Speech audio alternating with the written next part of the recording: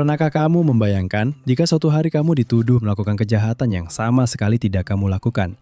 Dan lebih parahnya lagi, semua bukti justru mengarah padamu. Itulah yang terjadi pada Ji Hyun Soo, seorang detektif swasta dengan gaya nyentrik dan otak setajam silet.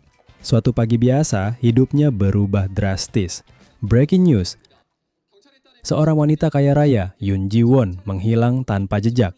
Dan yang jadi tersangka utama, ya kamu tebak, Ji Hyun Soo. Bukti? Ada sidik jarinya, ada mobilnya, bahkan rekaman CCTV yang tidak bisa dibantah. Tapi Ji Hyun Soo tahu, dia tidak bersalah. Dan jika sistem tidak bisa menyelamatkannya, maka dia harus menyelamatkan dirinya sendiri dengan caranya sendiri. Jadi, apa yang dia lakukan? Dia menyamar sebagai jaksa.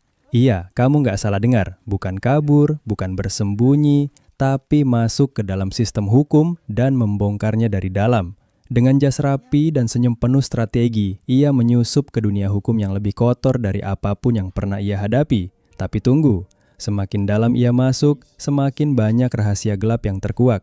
Ternyata, kasus penculikan ini hanyalah bagian kecil dari skandal besar yang melibatkan pejabat tinggi, pengusaha rakus, dan jaringan korupsi yang berakar dalam.